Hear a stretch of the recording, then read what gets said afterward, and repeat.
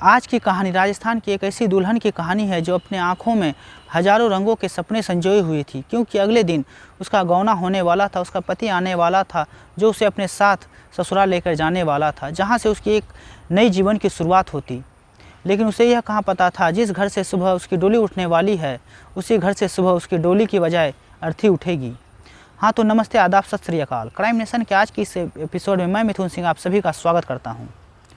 आज की यह सच्ची घटना राजस्थान के नागौर जिले के पर्वतसार इलाके की है, जिसे सुनने के बाद किसी की भी रूह कांप जाए। यह बात है 3 अप्रैल 2023 की। मन्ना राम गुर्जर के घर खुशी का माहौल था, क्योंकि उसकी छोटी बेटी रेखा गुर्जर का कल गौना था। गौना का कार्यक्रम कुछ इस तरह का था कि कल जब लड़के वाले आएंगे कुछ लोगों के साथ, तो दोपहर के भोजन के बाद रेखा का गौना कर दिया जाएगा। इस खुशी के मौके पे उसकी 2 बड़ी बेटियां देवी और मीरा भी अपने मैके अपने परिवार के साथ आई हुई थी। इसे हंसी खुशी में कब समय बीत जाता है पता ही नहीं चलता है। शाम का समय था। आंगन में बैठकर सभी हंसी मजाक कर रहे थे। वहाँ मीरा भी वहीं पे बैठी थी, जो अपने हाथों से अपनी छोटी बहन के हाथों पे मेहंदी लगा रही थी। तभी अचानक से मीरा का 7 वर्ष का बेटा प्रिंस कहता है कि माँ, मुझे नींद आ रही है, मुझे सुला दो। तब मीरा कहती है कि जाओ, उस कमरे में नाना नानी हैं, वहीं जाके सो जाओ। इस पर प्रिंस कहता है कि मुझे नाना से डर लगता है, तुम ही सुला दो। तब मीरा डांटते हुए कहती है कि बड़ा आया डरने वाला, जाओ वहीं जाके सो जाओ। तभी अचानक से उसी कमरे से मन्ना राम की चिल्लाने की आवाज़ आती है, कोई सुनता ही नहीं है मेरी बात, देखना मैं एक दिन सबको मार डालूंगा। मैं कब से पानी मांग रहा हूँ, यहाँ मेरा कोई सुनने वाला ही नहीं है। एक दिन मैं सबको मार डालूंगा। बार बार वह यही रट लगाया था। तभी अचानक से उसी कमरे से उसकी पत्नी केसर बाहर निकलती है, जो कि सीधे रसोई की तरफ जाती है, जहां से वो गिलास में पानी लेकर अपने पति मन्ना राम के पास चली जाती है।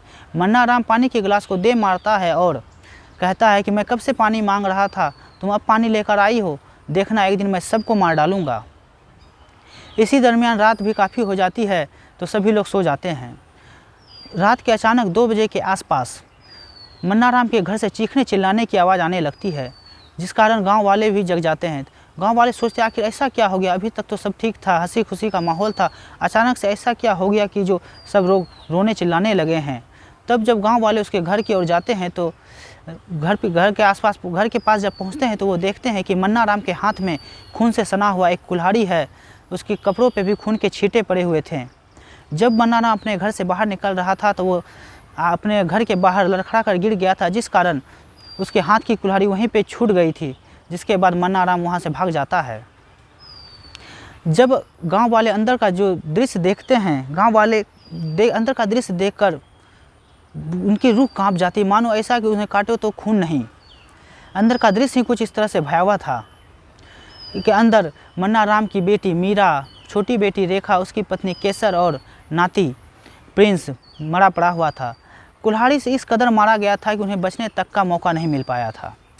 तब इसकी सूचना ग्रामीणों के द्वारा पुलिस को दी जाती है, तो पुलिस मौकाई वारदात पर अपने दल बल के साथ पहुंचते हैं। जब पुलिस इस घटना की छानबीन करते हैं, तो गांव वाले बताते हैं कि मन्ना राम एक मेहनती पिता था, जो मेहनत मजदूरी करके अपने परिवार का भरण पोषण किया करता था। आज से ठीक लगभग 10 साल पहले की बात है। मन्ना राम पहाड़ के खदान में काम कर रहा था। अचानक से एक दिन गिर जाता है, जिस कारण उसके सर पे गहरी चोट लग जाती है, जिसके बाद उसे डॉक्टर के पास ले जाया जाता है, जहां उसका इलाज किया जाता है। कुछ दिन डॉक्टर के पास रहने के बाद डॉक्टर फिर उसे कुछ दवाई देकर उसे घर भेज देते हैं, जहां फिर उसका देखभाल उसके घर पे किया जाता है। अब मन्ना राम का जो मानसिक स्थिति है काफ़ी बिगड़ चुका था। अब वो पागलों की तरह व्यवहार क्या करता था, जैसे कि अकेले में कुछ से कुछ बुदबुदाते रहना, छोटी छोटी बातों पे गुस्सा हो जाना। लेकिन उसका यह व्यवहार उसकी बेटी के प्रति थोड़ा नरम था। लेकिन जब वो गुस्से में होता था, तो अपनी बेटी पर भी गर्म चाय की कप उड़ेलने से हिचकता नहीं था।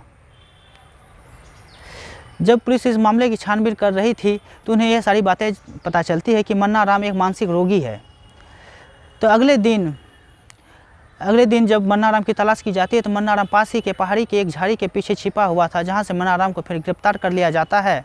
और फिर न्यायिक प्रक्रिया के द्वारा जज के द्वारा निर्देश दिया जाता है कि इस व्यक्ति मन्ना राम का मानसिक इलाज किया जाए, जहां फिर से उसका मानसिक तौर से इलाज किया जाता है, मनोचिकित्सक को बहाल किया जाता है। जब यह घटना गांव से होते होते पूरे प्रदेश में पहुंचती है, तो बस सबके मन में बस यही सवाल था कि क्या एक पिता इतना बेरहम हो सकता है कि अपने ही परिवार का समूल नाश कर दे।